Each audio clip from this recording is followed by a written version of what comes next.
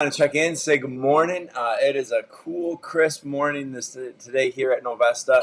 One of those unique days where it's really foggy, but also frosty. So as you wake up this morning, as you look outside, maybe you see a wall of fog, or maybe the sun's just starting to peek out over. It's a beautiful, beautiful fall morning as we look forward to the arrival of winter probably pretty soon. But hey, I just want to take a second. I want to say good morning. I wanted to wish you a great start to your week as you're waking up. I know this last week for many has been tough.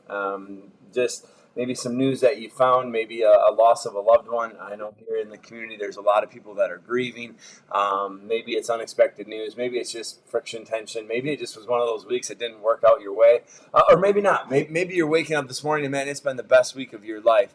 I just wanted to share a quick verse with you this morning. It's from John 16. We've been going through the Gospel of John, talking about all of Jesus' promises of hope, all the reassurances that he gives us of who he is and why we can have hope in him.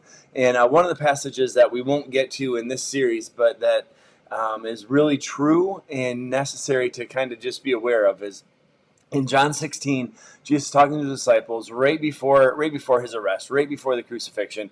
And at the end of John 16, he's told them all these things, right? All those promises, all those reminders, all that encouragement he gave them. He said, I've told you these things so that in me you may have peace. In this world you will have trouble. Jesus doesn't mince words. Jesus doesn't make excuses. Jesus doesn't try to rationalize or pretend like he's not going to. He says, listen, in this world you will have trouble. But he says, but take heart, I have overcome the world.